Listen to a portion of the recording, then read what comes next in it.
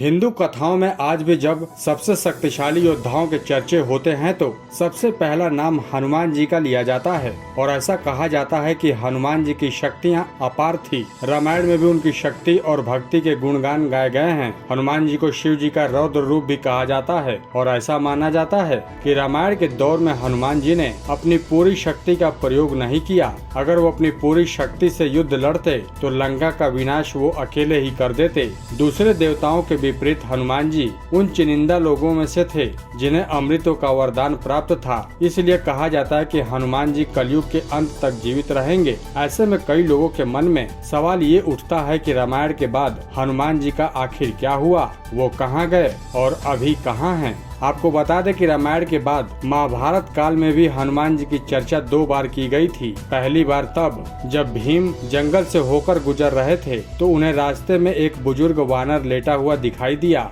भीम ने जब उन्हें हटने को कहा तो वानर बोला कि मुझ में अब इतनी शक्ति नहीं है, तुम खुद ही मुझे हटा दो। उसके बाद भीम ने उस बुजुर्ग वानर को हटाने में अपनी पूरी ताकत लगा दी, लेकिन वो उसकी पूंछ तक नहीं हिला सके।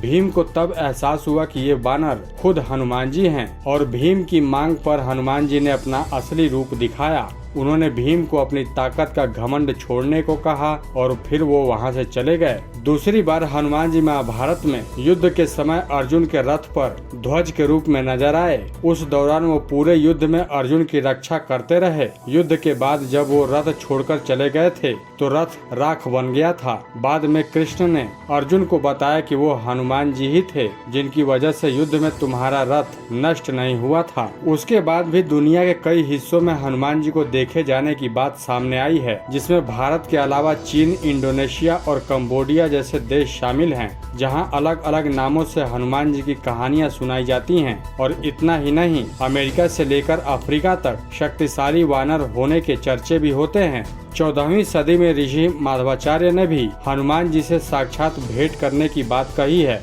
17वीं सदी में तुलसीदास जी ने भी ये बात मानी थी कि उन्हें खुद हनुमान जी ने रामायण का हिंदू अनुवाद कर उसे लिखने की प्रेरणा दी थी। उसके बाद और कई जगहों पर लोगों ने हनुमान जी को देखे जाने का दावा किया है और ऐसा कहा जाता है कि हनुमान जी आज भी जिंदा हैं। वो उन जगहों पर जाते रहते हैं जहां श्री राम का नाम सच्चे मन से लिया जाता है। श्रीलंका में मिले हनुमान जी के पैरों के निशान को आज भी उनके आसपास होने का सबूत माना जाता है। तो दोस्तों, अगर आपको ये खबर अच्छी लगी हो तो आप हमें कमेंट करके जरूर बताएं और आप हमारे चैनल को सब्सक्राइब करना बिल्कुल भी न भूलें।